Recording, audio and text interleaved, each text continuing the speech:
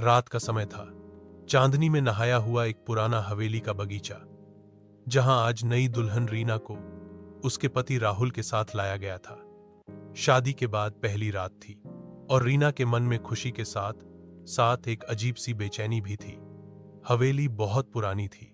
दीवारों पर जगह जगह पेंट उखड़ा हुआ था और हवा के झोंके से खिड़कियां खटखटाती रहती थी। रीना ने देखा कि कमरे के कोने में एक पुरानी शीशे की अलमारी थी, जिस पर धूल जमी हुई थी। उसने अलमारी के शीशे में अपनी परछाई देखी, लेकिन कुछ अजीब था। उसकी परछाई उसके हिलने से पहले ही हिल गई। उसने पलटकर देखा, पीछे कोई नहीं था। राहुल बाथरूम में नहाने गया हुआ था। अचानक उसे लगा जैसे कोई उसके कान में फुसफुसा रहा हो, यहां मत रुको, चली जाओ। रीना ने घबराकर कमरे में देखा, लेकिन कोई नहीं था। तभी बाथरूम से राहुल की चीख सुनाई दी। वह दौड़कर बाथरूम की तरफ गई।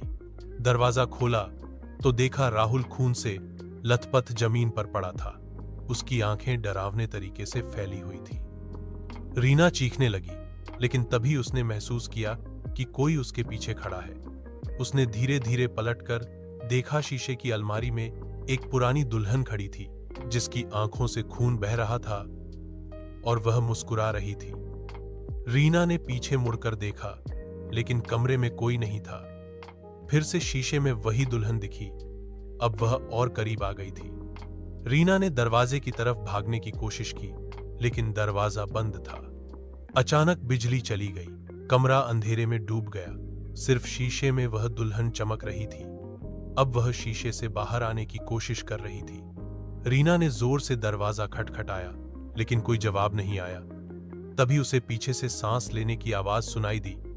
कोई उसके बाल खींच रहा था। उसने चीखते हुए मुड़कर देखा, वह दुल्हन अब उसके सामने खड़ी थी। उसके हाथ में एक खंजर था। रीना ने आंखें बंद कर ली और फिर अचानक सब शांत हो गया।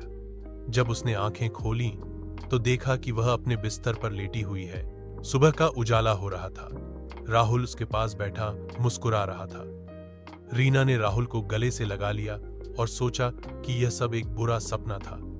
लेकिन तभी उसने देखा कि राहुल की पीठ पर एक गहरा घाव था, जहां से खून बह रहा था।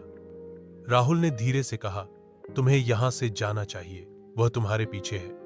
रीना ने पलटकर देखा, शीशे में वह दुल्हन फिर से खड़ी थी और इस बार वह पूरी तरह से बाहर आ चुकी थी।